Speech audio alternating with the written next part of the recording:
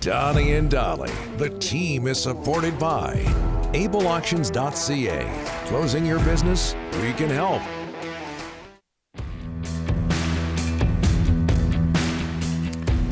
It is Friday, and all of our guests today, including Farhan Lalji, standing by.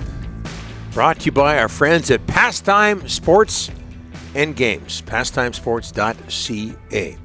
We're joined now by Farhan Lalji from the TSN. Farhan, busy week on the Vancouver sports scene in general.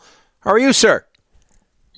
I am good. Yeah, I mean, we thought we were going to get a bit of a break on the hockey front with the All-Star game, and no, they announced a general manager extension. They announced a massive trade, so it's been busy, absolutely. Well, let's start there with the trade. Your opinion of the Canucks giving up 3 players, including Andrei Kuzmenko, and a couple of draft picks for Elias Lindholm.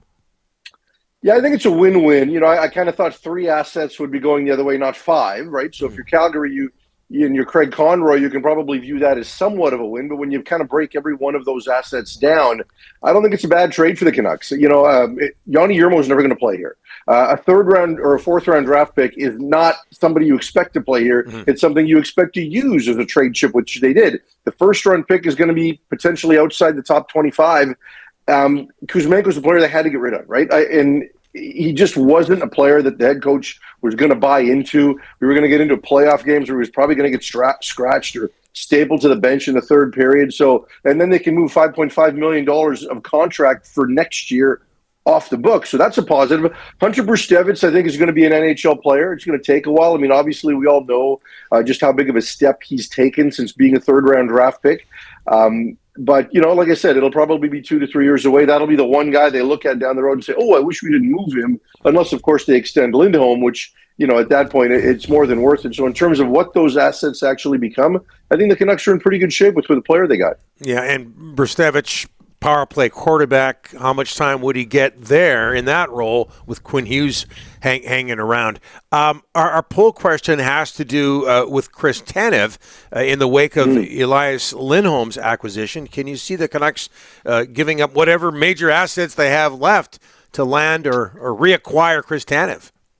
Yeah, you know, it's a good question, and I'm not sure that they will or that they should. Obviously, you know, as Rick has reported, they were talking about a 1st round draft pick, and the Canucks got scared off by that. So do you want to give up a 2nd round pick and now a prize prospect? And we just talked about Brzustewicz, who might, as good as he is or as much as he's improved, I don't know that he's a top 5 prospect for the Canucks. Maybe 5, maybe, you know, certainly in the top 10. So they were able to keep guys like, you know, Willander and Lekaramaki and Podkolzin and others, right? So now do you want to part with one of those? Because I think keeping those guys in the Lindholm trade was a bit of a win. So I'm curious to see what level of prospect they're going to wind up giving up if they wind up giving one up to get one.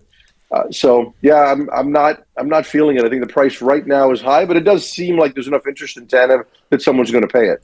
Farhan, CFL free agency February 13th around the corner. The BC Lions got a big decision to make with Matthew Betts, defensive lineman, 18 sacks last year. What are you hearing? Is there any chance they can keep him?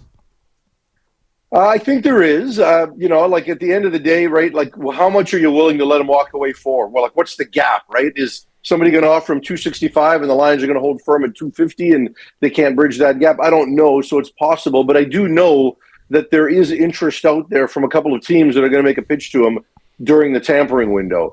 You know, he can change the ratio and certainly has earned the opportunity to be the highest paid defensive player at the very least. And the Lions would make him that. It's just, you know, this Geno Lewis contract where he's getting paid $320,000, I think every agent's trying to use that as a benchmark for their player who they think should be the highest paid non-quarterback. And I just don't think teams around the league are willing to use that as a comparable, that's kind of the outlier. So, you know, but it's going to be tough because the Lions are very much up against the cap. I think even if they walk away from Matthew Betts, it doesn't mean they've got a ton of money to spread around to everybody else. I think they're still going to be up against the cap. So that's what makes it a real challenge for them. So if I were to bet, you know, like 50-50, Rick, honestly, not a slam dunk that they get him because there will be interest. Absolutely, there will be. So the Seahawks get a new coach, Mike Macdonald. They go from the oldest coach in the NFL to the youngest guy. Talk a little bit about that. Yeah, a highly respected guy. Honestly, I think that if you're Pete Carroll, you act like you're the youngest coach in the league, right? I mean, Pete Carroll at 72 and Bill Belichick at 72 are two completely different animals in terms of their approach. So Macdonald said it in his press conference. He's not going to try to fake it and be something that he's not. He's not going to try to be Pete Carroll. He wants to be authentic and the right version of himself. And there was a lot of interest in this guy. And if you're the Seahawks, I was kind of hoping they would go young offense as opposed to young defense, but I think this guy will probably bring in some young offense with some of the names that they're talking about right now. But he is an exceptional defensive mind, and he's also a guy that really understands how to stop the McVay-Shanahan offense. And guess what they've got in their division, right? Like, they've got those two guys. So they've got to figure out how to handle it, because Pete Carroll, as good as he was defensively, those two offenses ate the Seahawks up and spit them out. And not just from a personnel standpoint because they were more talented, but structurally. There were times where the Seahawks players defensively were just lost in key times against the base plays of that offense. And Macdonald has a pretty good history. And in the couple of years he's been a coordinator of handling it. So I think it's a good fit, and it's going to be a real interesting energy change. So I'm looking forward to getting down there and covering them. You mentioned young offense, young defense. That leads to the question of Bill Belichick. Are you surprised he's going to be on the sidelines, or it looks like he's going to be on the sidelines? I don't mean the football sidelines. I mean the sidelines outside the stadium when it comes to next NFL season. Yes and no, and kind of pleasantly. If you look at it, the reason he's on the sidelines is why it should be happening this way, right? I know everybody wants to talk about the rings, but Bill Belichick, in terms of what he's done with his coaching staff, what he's done with his roster since Tom Brady has left, tells you a lot about where he is as a coach currently.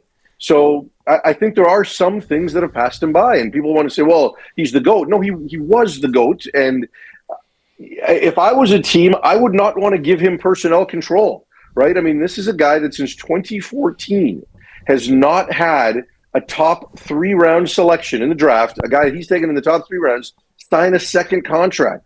That tells you that his evaluation abilities are not what they once were. He clearly misstepped in how he handled his quarterbacks with Mac Jones and what he's done there. Like, hiring Matt Patricia to be an offensive coordinator was a joke when it happened, right? So there are some things that show that maybe some things have passed him by. And again, if Bill Belichick was willing to come in as a football coach only, I think more teams would have interviewed him. But the fact that he was going to demand full control of football operations and personnel, I wouldn't touch him with a 10-foot pole right now. So I'm glad people didn't get swayed by the name value and make that decision. So I'm not surprised based on what he's shown the last 3 or 4 years, but I'm pleasantly surprised that it actually turned out that way, because that's how it should have turned out. Are you on your way to Vegas? Are we going to hear from you in Vegas next week?